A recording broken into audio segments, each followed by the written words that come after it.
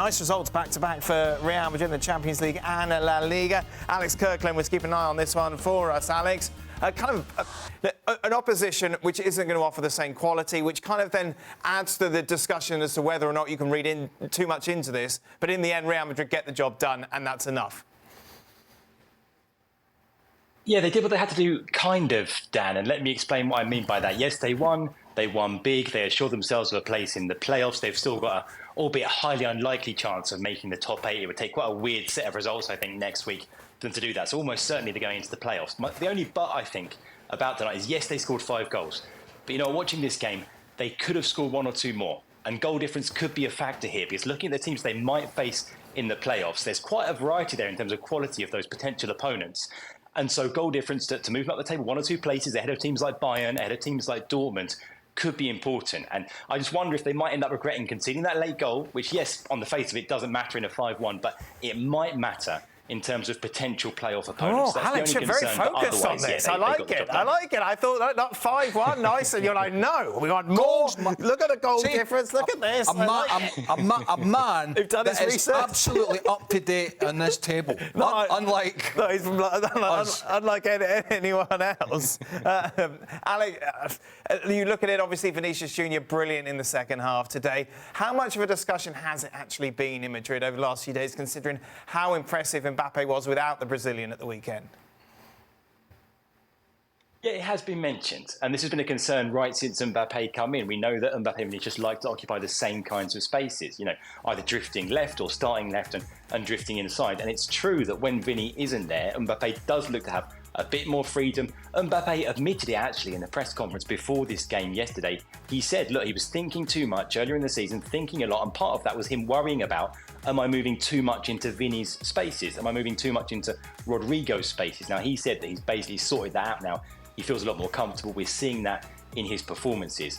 I think it's starting to work, certainly more than it was earlier in the season. But yeah, it's a conversation that's being had, certainly with an eye to the future, with next summer, you know, the talk that the Saudis will come back in for Vinny and how much of a problem that might be for Real Madrid.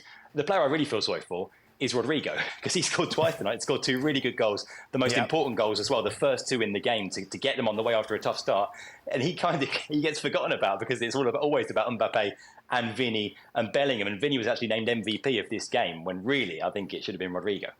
Yeah, constantly in the shadow, isn't he, Alex? Like you and Sid Lowe, basically. So Alex will be back with us a little later on in the show as we'll be reflecting on those below the belt. 2 big comebacks for Barcelona really. and Atletico Madrid. Just a reminder, of course, La Liga action continues this weekend. Real Madrid away against Valladolid, and on Sunday, Barca take on struggling Valencia. All these games are live on ESPN+. Bayern Munich are also through to the next round, maybe not as high as they're expecting in the table. Keep an eye on this one for us with Stewart Robson, who joins us now. Robbo, explain this to us. How did Bayern lose 3-0? Well, the game started off, as you said, with flares, and it sort of delayed by 7 minutes, which sort of stopped the flow of the early part of the game.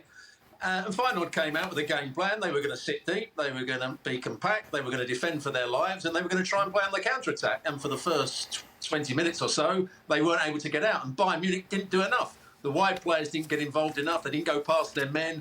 Musiala couldn't get involved because there wasn't much space. Harry Kane's movement, I thought, was very poor throughout the game. Didn't work hard enough to find space in the box. But Bayern dominated the play. And one ball over the top. It was a great ball, by the way, over the top of Kim, who didn't read it well enough and then didn't react well enough. And a great goal from Jimenez. I mean, the first touch, as Ali just said, was fantastic. And he struck it past Manuel Neuer. And from that moment on, it was always a struggle for Bayern. They did create chances, which they missed, but they just didn't have enough guile about them. And the more the game went on, the more you saw that Feyenoord believed they were going to get a result. They defended for their lives. The goalkeeper had a really good game. The 3 centre-backs defended for their lives. 1 ball's in the air whenever crosses came into the box in the main. It was a good performance by Feyenoord, but Bayern played into that by not taking their chances when they had them, and also not playing quite quickly enough. And the wide players at one point they had Gnabry on the field, Musiala, Elise and Sane all on the field at the same time with Harry Kane. But they still couldn't create enough chances. How much of a surprise is this? Well, it's a surprise because we think of Bayern Munich as potentially one of the favorites to win this competition. But if you watch them play week in and week out, as we often do, Live on ESPN Plus. Absolutely, you know that when teams attack Bayern Munich in transition, that puts a whole lot of pressure on Kim and Upamecano to defend and defend well. And they don't do it consistently. If you look at where most of the mistakes come defensively from Bayern Munich, it's usually in that center-back pairing. And it played out that way in the first goal today. Yes, it's a really good ball long over the top, but it's one that Kim has to be able to see and one that he has to be able to read and cut out, and he does not. And from then on, then Bayern Munich has difficulties.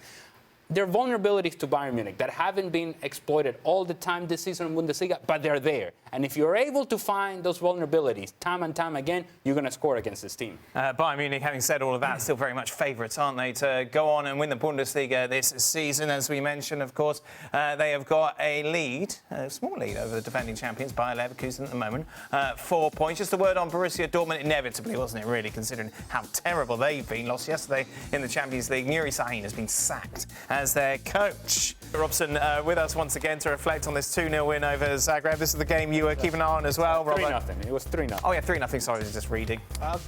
Fine. We got it wrong. Robbo with us. Robbo, what do we learn from this game? Well, there's two players that came out of it very well. And Martinelli, who's had a lot of criticism for not going past his men on enough occasions and always coming inside and running into traffic. Well, he went down the outside for the very first goal. And it was well held up by Kai Havertz, but he did that continually. He also got an assist with a cross in from the other side of the field, on his right foot when he cut in. So he had a good game. It was a really excellent performance from him. And we're going to go to Kai Havertz, who, like Craig, I don't think is the answer for Arsenal's problems as a centre forward. But today he played well. He scored his goal. He led the line well. He set up the first one. He found little spaces down the side of defenders. His movement was good. With a little bit more, dynamism, I think he could have scored 2 or 3 more goals. But he just has that sort of air of laziness at times when the ball comes into the box. But overall, his general play was very good. And him and Martinelli were the sort of stars of the show. And, of course, Declan Rice playing in that more advanced role, looked a threat. I think Craig mentioned it against Manchester United when he kept on making those runs in between the fullback and the centre-half. He did that again today and looked a threat as he did with his goal. So a good performance by Arsenal, an easy performance by Arsenal, and one that will hold them in good stead coming into the next games. Yeah, exactly. Box tick, done, 3 points. Well, not judging these teams, to be fair, not judging Arsenal against Dinamo Zagreb, not really judging Liverpool against Lille, Real Madrid against Salzburg. These games have gone the way we thought they would. Now, the Bayern Munich one was slightly different. That was a big surprise. But in terms of comfortable for Arsenal, particularly after Declan Rice gave them that early lead, that's exactly what it was. It was very, very comfortable.